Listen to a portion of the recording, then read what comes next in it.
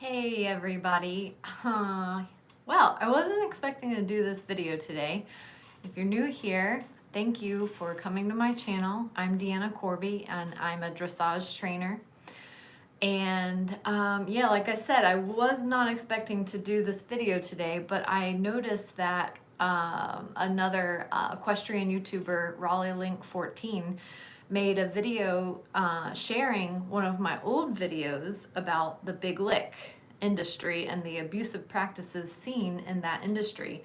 And so I just wanted to hop on here really quick and do a video here for you guys, a live video answering any questions that you might have about the big lick industry. I've been researching the big lick industry for a couple of years now. The video that I made that Raleigh shared today is like 2 years old. And I've learned a lot since then about the industry. It's still going on. It's very much alive and well. And it's still just as disgusting as ever. But anyway, I just want to answer some of your questions. The first question was, I think, how did it get started? Like Raleigh said in her video, it started, back in the 70s when animal advocacy, horse advocacy wasn't so much, wasn't really thought of. Horses were still being used in the Amish and for working, well, maybe not so much working the fields in the 70s, but before that, anyway, horses weren't treated the way that they are today, and they were kind of just things, and to some people they still are. To us here on this channel, they're more than just things. They are family members and we love them dearly. But anyway, it was started to showcase how the Tennessee walking horse moved in such an exaggerated way. And things just got out of control, in my opinion. The big lick supporters right now, they really don't think that there's anything wrong with what they're doing because it's been going on for so long, and technically they are abiding by all of the laws, which are pathetic. The laws that are set by their own governing body, and they don't think that there's anything wrong with that. The thing is, like I said about their governing body, is that they're not governed like dressage is by the USEF, the United States Equestrian Federation. They're governed basically by themselves, and there's all kinds of problems with that. Like if we were to go out and be our own policemen, how many of us would pull us over for speeding? Not very many. If we're all friends and we all know each other.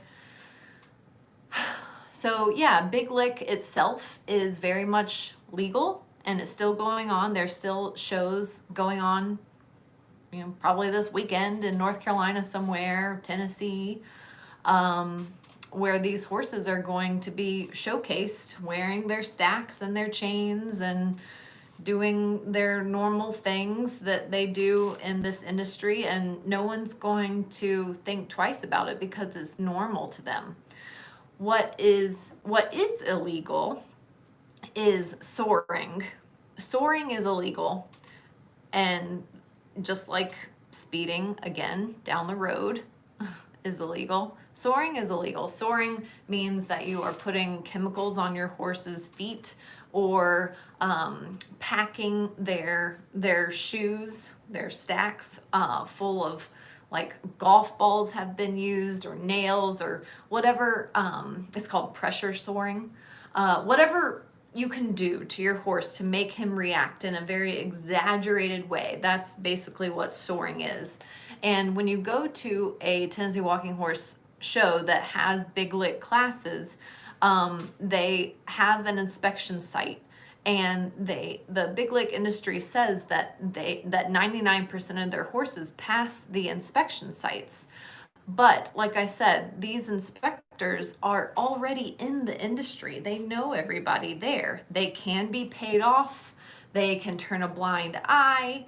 And my problem, I have a problem, of course, with the big lick shows, but my problem isn't so much with the big lick show, the law abiding citizens. Like I said, the laws are pathetically low. But my problem isn't so much with the people that are abiding by the laws, but the real problem, the people who are still soaring their horses and still abusing their horses in these horrific ways, are the backyard people. Those people are the real problems. The people that aren't going to horse shows, that aren't being inspected, but the people that are just trying to copy the competitors at these horse shows and going to great lengths to make their horses look like the horses at the horse shows. I do believe, in my opinion, that the horses at these big lick horse shows that are passing the inspections, even though the inspections are pathetic, I do believe this is a form of abuse. You're taking advantage of the horse, of the Tennessee walking horse's good nature. And for what? For a 10-cent ribbon? Why? For clout? For bragging rights? Whatever. These horses are kept on their stacks and chains year round, and the owners don't want their horses to get injured out in the field and scrape their legs on their stacks. So they keep them locked in stalls. I've talked to many big lick trainers and riders, and their horses stay in stalls 24/7. A lot of them stay in stalls year round, and that's just it's no way to live. I have a horse that's rehabbing right now, and he was stuck in a stall for a couple of months, and I took him to a rehab center where he could swim, and I paid $20 every single time someone took him out of his stall to hand graze him. Cost me a fortune, but that's how important it is for your horse to get out of the stall. It's not enough just to ride the horse and braid his hair and give him fly spray every day. He needs to be out of a stall. And these big lick horses are on their stacks. And if they get even a nick on their legs, they're not allowed to compete. And so the big lick riders, they keep them in stalls all the time, sometimes year round, and they only bring them out to ride them. Let's talk about the riders in these big lick classes. A lot of them, especially the owners, the adult amateur classes, a lot of them only ride a couple times a year. They keep their horses at the trainers, wherever that is in the US, and then they fly back home, and obviously very rarely ride, and then they fly out to go see their horse or meet the trainer at a show, and then they ride there. So the riders, especially in the adult amateur classes, are holding the horse's reins by that massive shank bit for their balance, because they have no balance, because they don't ride regularly. They're not in shape, a lot of them, and they're not experienced enough to have such an aggressive bit, but yet they do, because it's their tradition. And they've got on huge spurs. Their spurs are in the horse's stifle, because they're trying to figure out how to balance on a horse that is artificially so uphill, because the horse is reacting to the stacks and the chains. So they're artificially uphill, and the rider's having to hunch over and hold on to the reins to try and balance. And the whole thing is just a disaster waiting to happen. It's not real riding. It's just like a circus. When I went to the show, I'm reading through Raleigh's comments, some of Raleigh's comments. And someone's commented, how did I not puke or break out crying at the show that I went to a couple of years ago when I made my original video. By the way, all the videos that I've made about Big Lick, including Raleigh's video, are in the description below in this video, in this live video that I'm doing right now. But anyway, the person's asking, how did I not cry? Believe me, I wanted to. I was taking videos and pictures. I brought my husband with me because I wanted to be safe. And there were a handful of people that were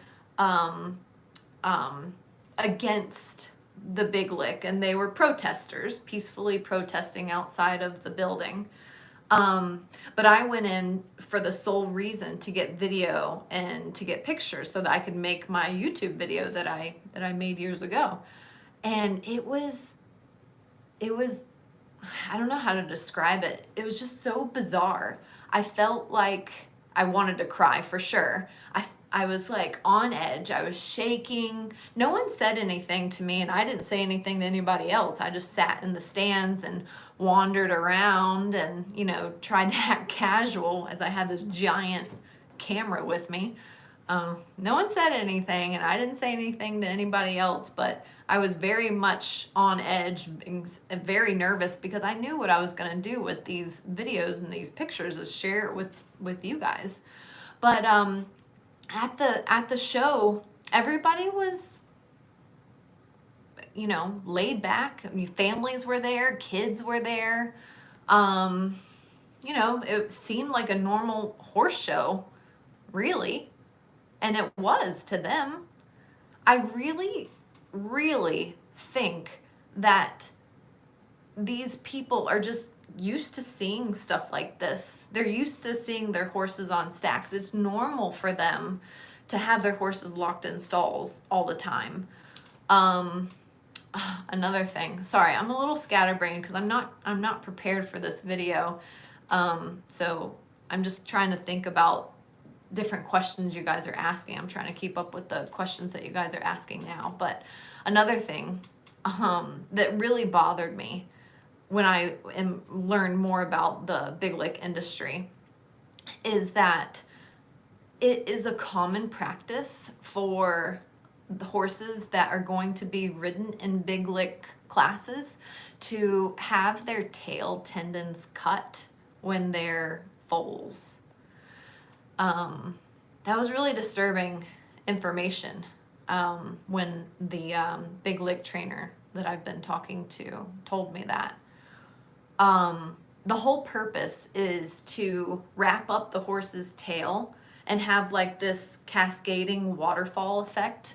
I'm pretty sure I have in one of my videos that's linked below in the description section of this video, I have a clip of that happening. They want the horse's tail really pliable, so they cut the horse's tail tendon so it's super pliable, and then they can like have it in a tail brace, and then it looks like kind of like, I don't know, like that.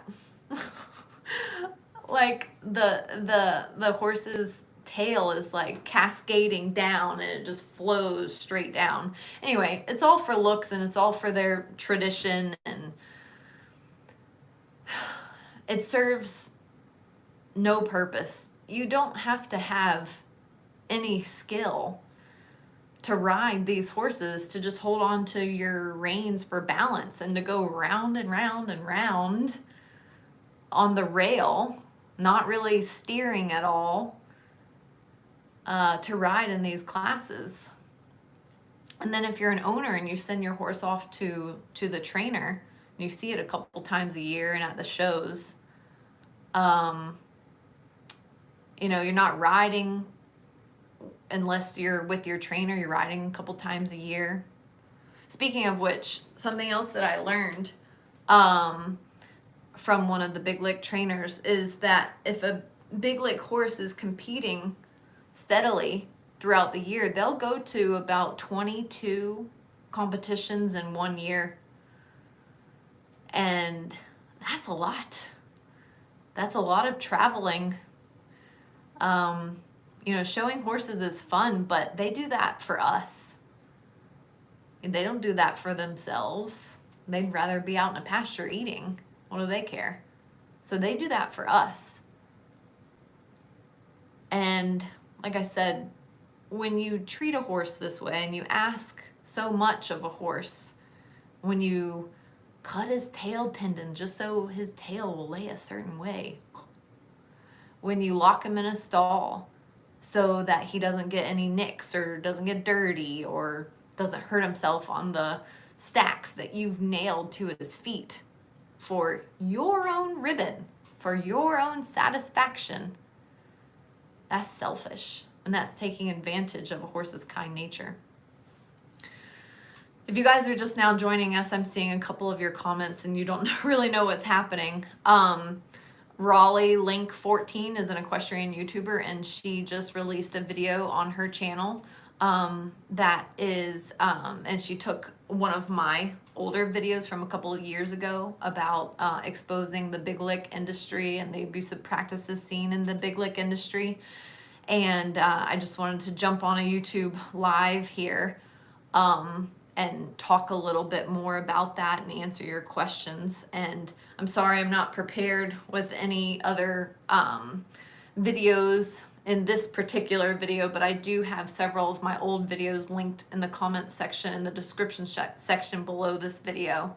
And I'm happy to answer any of your questions that you might have of what I've learned over the past few years about big lick.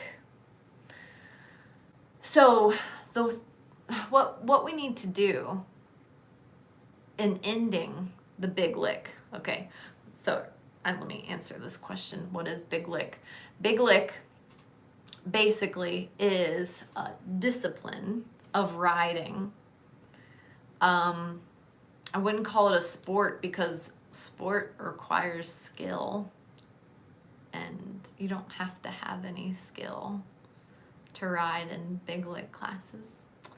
Anyway, it's a discipline of riding where on Tennessee walking horses, where you try and get the horse to move in the most exaggerated way you possibly can, and whichever horse moves in the most exaggerated way, lifting their legs as high as possible, that person wins the 10-cent ribbon. And this has been going on for many, many, many years, and people have gone to great lengths to get their horse to move in this exaggerated way. So that's basically what big lick is. There's more information on YouTube and online that you can research on your own. The way we stop big lick isn't going to be to change the minds of the current competitors. That's not going to work. They think we're crazy to think that they are abusing their horses. They think we're the crazy ones and we're the softies, we're the tree huggers, and we need to mind our own business. Oh my God, I cannot even tell you about the amount of comments and emails and hate mail that I've received that have said, mind your own business. There's abuse in dressage. Stay in your own lane. So we're not going to end big lick by telling the current competitors that what they're doing is wrong.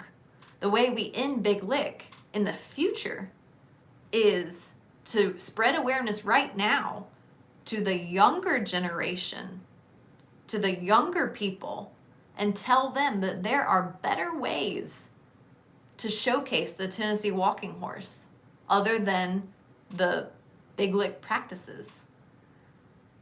The Tennessee walking horse is such an amazing breed. To make him move in this exaggerated carousel horse type of fashion is not doing anybody any good. And when you do things to horses and you put your own morals aside, you're not an equestrian anymore. You're just selfish.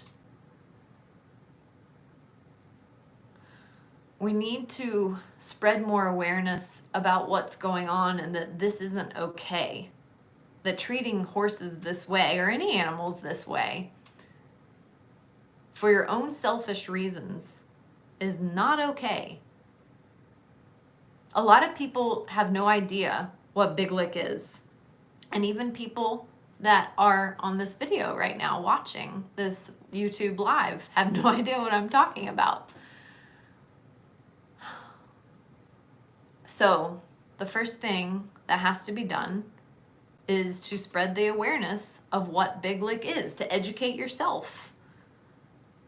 The Big Lick, the Tennessee walking horse shows that showcase Big Lick classes are open to the public. You can go yourself and see these shows. They are a little bit hard to find, but they are very rampant in the Southeast. And all you have to do is do what I do: Google Tennessee walking horse show, and you'll see the prize list, the classes listed for the horse show. They call it padded performance because pads, that sounds a lot nicer than stacks. No, we don't want to call it stacks, not stacks and chains. That sounds mean. What I'm doing to my horse is nice. Let's call it pads. And these are performance horses. So padded performance horses. Yes, that sounds much better. So all you have to do is Google Tennessee Walking Horse Show and padded performance classes, see where it is and when it's happening. Do what I did. If you want to go watch the show, you can go watch the show. You can see for yourself and judge for yourself. Learn and educate your own self about what's happening.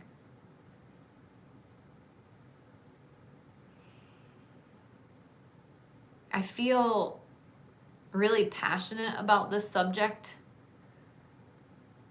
because I believe that, yes, there is abuse in all disciplines, but the crap going on in the Big Lick world is the worst. It's the most inhumane. It's the most selfish. And there's just there are better ways to showcase the Tennessee walking horse. Way better ways. So please, you guys, share this video, comment, tell people that this is happening and that it's not okay. And I'm gonna really try with you guys, hoping that we can end this in the future. There's so many better ways to spend time with your horse.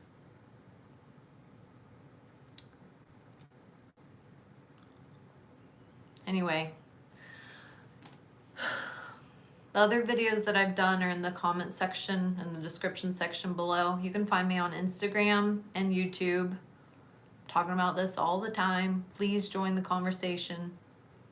Thank you so much for your support.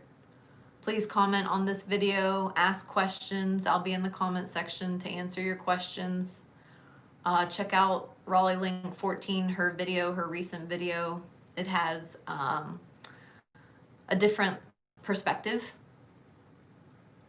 She puts things in different words if you're interested, in learning more. There's all kinds of information about this online. Educate yourself. Decide for yourself how you feel about it. I know how I feel about it.